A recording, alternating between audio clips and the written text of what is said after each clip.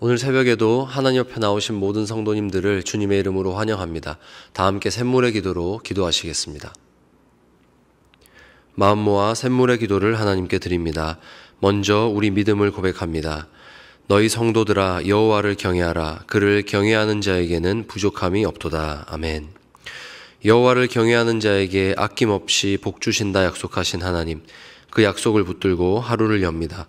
주를 경외하는 샘물 성도들이 모든 좋은 것에 부족함 없이 채우시는 하나님을 경험하게 하옵소서. 예배와 교회를 위해 기도합니다. 주를 찾는 자는 다 주 안에서 즐거워하고 기뻐하게 하시며 주의 구원을 사랑하는 자는 항상 말하기를 여호와는 위대하시다 하게 하소서. 아멘. 하나님의 구원을 날마다 소망하는 샘물이 되기 원합니다. 하나님을 갈망하는 샘물이 되게 하사 모든 예배 가운데 우리를 채우시는 하나님을 경험하게 하옵소서. 목장과 성도들을 위해 기도합니다. 백성들아 시시로 그를 의지하고 그의 앞에 마음을 토하라. 하나님은 우리의 피난처시로다. 아멘.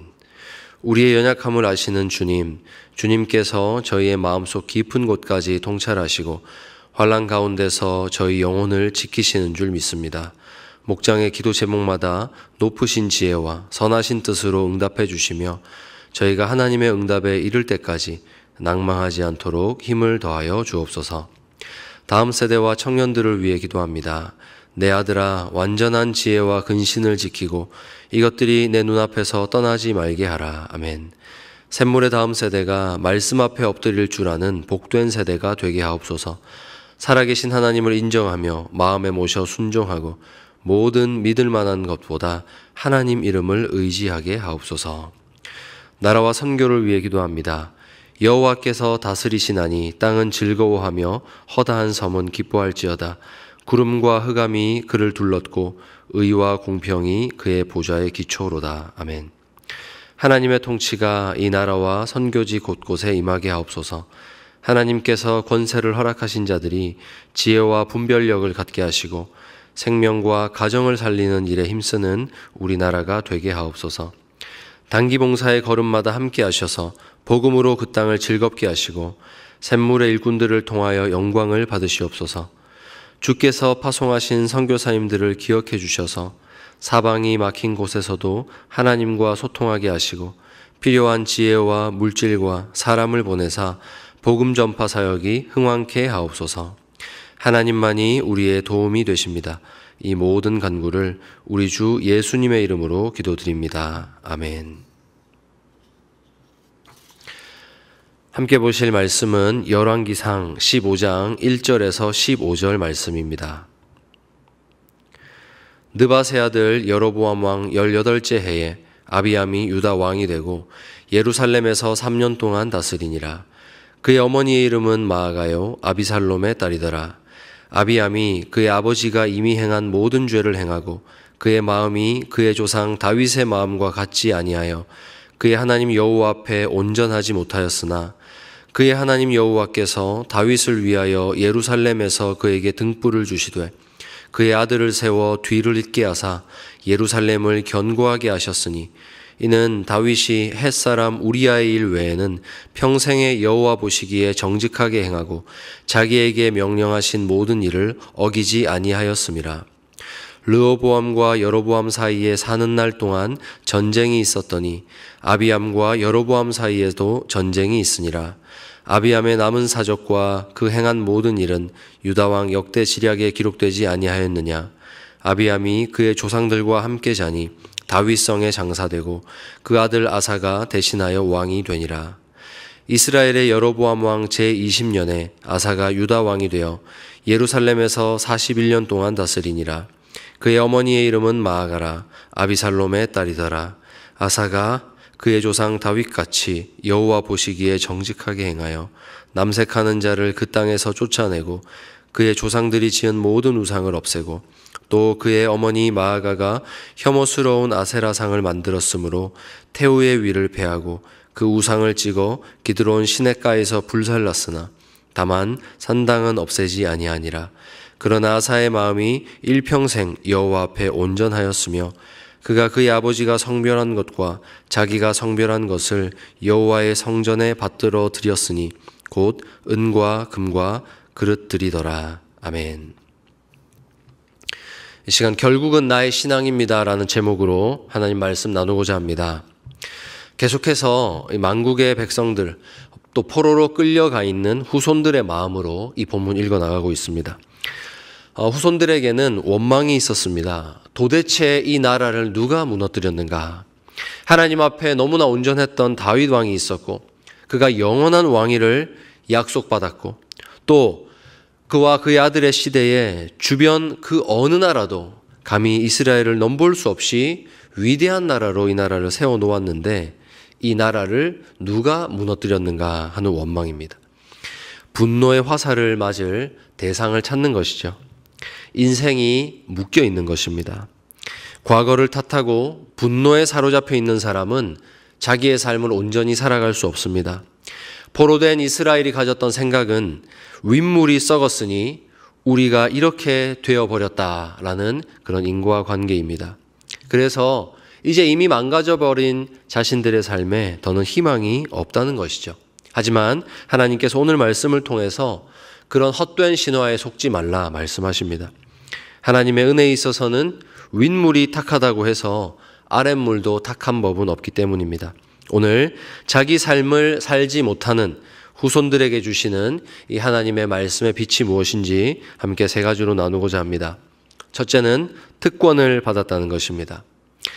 이스라엘이 분열된 이후에 유다의 2대 왕에 오른 아비암과 그의 아들 3대 왕 아사 왕은 정반대의 평가를 받습니다. 아비암에 대해서는 그의 아버지가 이미 행한 모든 죄를 행하고 그의 마음이 그의 조상 다윗의 마음과 같지 아니하여 그의 하나님 여호와 앞에 온전하지 못하였으나 라고 말하지만 아사 왕에 대해서는 그 아버지와 달리 아사가 그의 조상 다윗같이 여호와 보시기에 정직하게 행하여 라고 평가합니다. 비록 정반대의 평가이지만 이 두 부자에게는 공통점이 있습니다. 동일하게 아주 특별한 하나님의 사랑, 언약적 특권을 받았다는 것입니다. 그것은 이들이 이스라엘 중 하나로 태어났다는 겁니다. 그 중에서도 다윗의 후손으로 태어났다는 것은 어릴 적부터 아주 엄격한 율법 교육 속에 자라났다는 것입니다.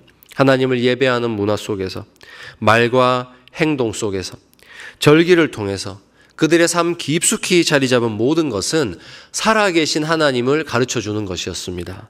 그분의 은혜를 가리키는 그런 삶 가운데서 이들이 자라났습니다. 오늘날로 말하자면 우리 샘물의 자녀들이 유아 세례를 받는 것과 같고 믿음의 부모 밑에 나서 이 샘물교회라는 언약의 공동체 안에서 자라는 것과 같습니다. 그러나 찬란했던 다윗의 시대가 그 후손들의 시대의 영원한 영광을 확보하지는 못했습니다. 하나님께서 주신 특권이란 것은 아버지가 잘 믿었으니 자식도 반드시 잘 믿는다라는 보장이 아닙니다. 하나님 주신 특권은 그들이 그 자손 대대로 하나님 앞에 설 수 있는 기회입니다. 비록 현재는 포로로 끌려가 있는 이스라엘이라 할지라도 그들이 오늘 이 말씀 받는다는 것은 하나님께서 그들을 영원히 버리심이 아니라 다윗의 후손들로서 특별히 대우하신다는 뜻입니다. 사랑하는 여러분, 우리 집안에 주의 말씀을 듣고 전해주고 가르칠 사람이 있다면 그것은 하나님께서 여러분의 가문에 특별한 복을 주신 결과입니다. 여기 나와서 기도하고 계시는 여러분이 계시기 때문에 여러분 가정에 부어진 복은 결코 작다고 할 수 없습니다. 둘째는 결국 나의 신앙이란 것을 오늘 본문을 통해 하나님 말씀하십니다. 이스라엘에게 다윗과 아사왕, 요시아왕 같은 그런 좋은 왕들도 있었지만 결국 무너지는 것을 보면 아비암, 아하스, 므낫세 같은 이런 악한 왕들 때문에 나라가 망한 것 같습니다.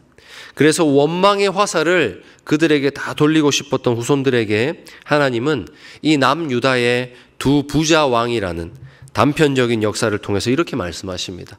결국 너의 신앙이다. 물론 환경이 미치는 영향이 지대합니다만 이스라엘이 받은 특권이란 것은 너무나 큰 것이어서 언제든 그 특권을 붙잡을 때 올바른 길로 돌이킬 수 있도록 하나님이 기회를 주셨습니다. 그것이 다윗의 등불입니다. 나라가 한번 우상 숭배로 오염되고 나면 이제 다시는 기회가 없을 것 같지만 신기하게도 더 악화되어야 할 것 같은 다음 시대에 아사 왕과 같은 왕이 갑자기 나옵니다. 아비암처럼 온 나라를 우상 숭배로 물들이는 아버지 밑에서, 아세라를 극진히 섬기는 할머니 밑에서 그 마음이 일평생 여호와 앞에 온전한 아사 같은 사람이 나올 수 있었던 것은 그가 자기 시대에 찾아오신 하나님의 손을 붙잡았기 때문입니다. 여러분, 결국 신앙은 나의 신앙인 것입니다. 부모가 자녀를 아무리 사랑해도 대신 음식을 먹어주거나 운동을 해줄 수 없습니다. 대신 시험장에 들어가 줄 수도 없습니다. 대신 아파줄 수도 없습니다. 결국 자녀는 자신의 두 발로 서서 이 세상을 살아가야 합니다. 그때 가장 큰 걸림돌이 무엇이냐 하면, 첫째가 나의 선조가 이미 내 삶을 무너뜨려 놓아서 이제는 기회가 없다, 이 왕이 좀 더 잘했더라면 하는 원망과 과거에 묶여있는 의식입니다. 또 하나는 우리 선조가 다윗이니 망할 리 없다라는 그 유산을 과도하게 의지하는, 하나님을 믿는 것이 아니라 유산을 믿는 안일함입니다. 여러분, 이래서는 자기 삶을 살 수가 없습니다.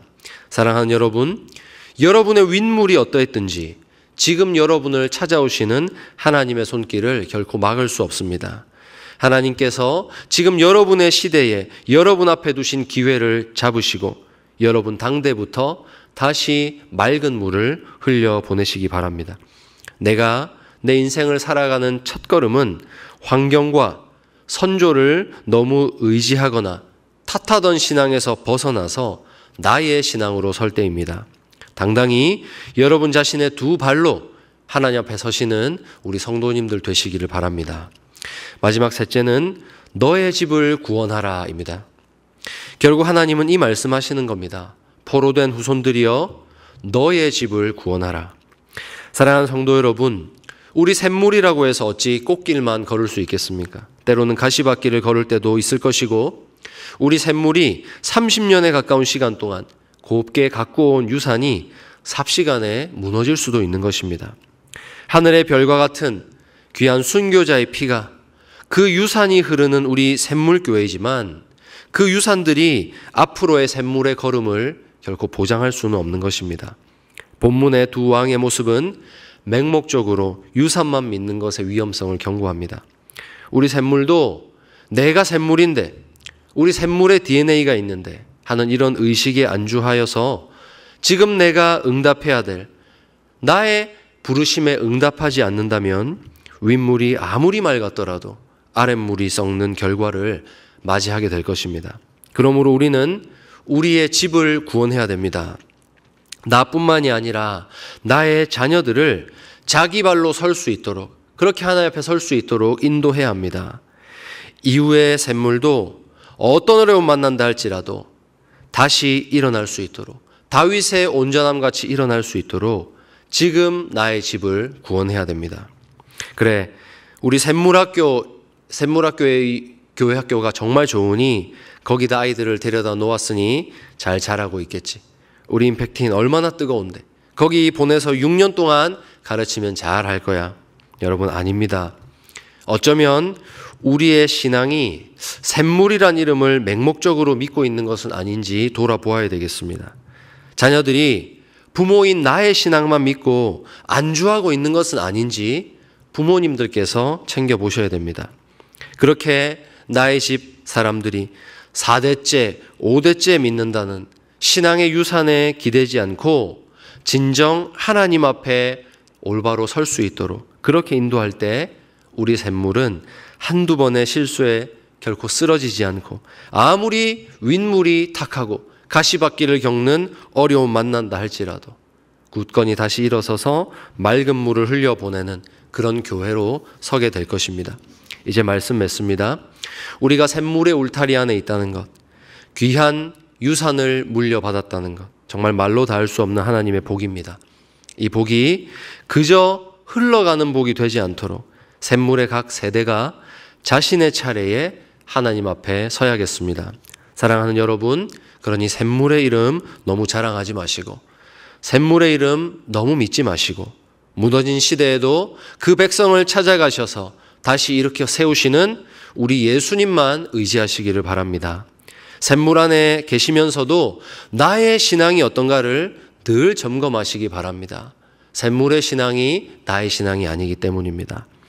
포로된 백성이라 할지라도 그 마음이 다윗의 온전함 같이 하나님 앞에 설 때에 다시 기회를 주시는 하나님 앞에 중요한 것은 아이들이 샘물의 이름 물려받는 것 아니라 이 교회를 세웠던 이들의 그 마음, 다윗의 온전한 마음을 이어가는 것입니다.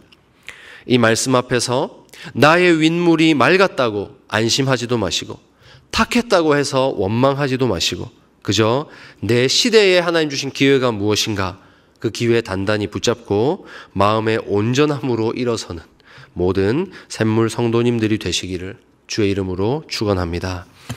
우리 말씀 생각하며 함께 기도하겠습니다. 하나님, 오늘 제가 저의 두 발로 서기 원합니다. 나의 앞선 시대의 유산 의지하지 않습니다. 앞선 시대의 과오를 원망하지 않습니다. 하나님, 오늘 나의 시대에 새롭게 주시는 그 하나님의 기회를 붙잡고 내가 나의 신앙으로 일어서게 하여 주시옵소서. 이 시간 우리 합심해서 기도하겠습니다.